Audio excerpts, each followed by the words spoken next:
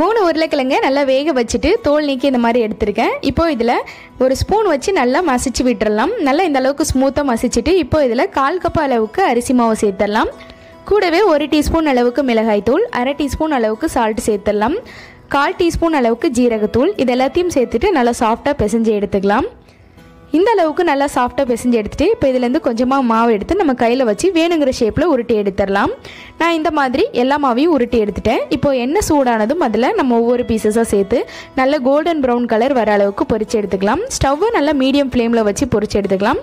High ஃப்ளேமில் வச்சோம் அப்படின்னா கலர் மட்டும் தான் மாறி வரும், உள்ளே வெந்து வந்திருக்காது, அதே டைமில் கிறிஸ்பியாகவும் இருக்காது. இந்த அளவுக்கு நல்லா கோல்டன் ப்ரௌன் கலர் வந்ததும் இதை எடுத்துடலாம். எடுத்துகிட்டு இப்போ ஒரு பவுலில் 1/2 டீஸ்பூன் அளவுக்கு சால்ட் சேர்த்துடலாம். கொஞ்சமாக மிளகாய் தூள் சேர்த்துட்டு நல்லா மிக்ஸ் பண்ணிவிட்டு நம்ம பொரிச்சு வச்சதையும் இதில் சேர்த்துடலாம். சேர்த்துட்டு ஒரு தடவை நல்லா மிக்ஸ் பண்ணி விட்டோன்னா சூப்பரான பொட்டேட்டோ ஸ்நாக்ஸ் ரெடி ஆயிடுச்சு. தேங்க்ஸ் ஃபார் வாட்சிங்.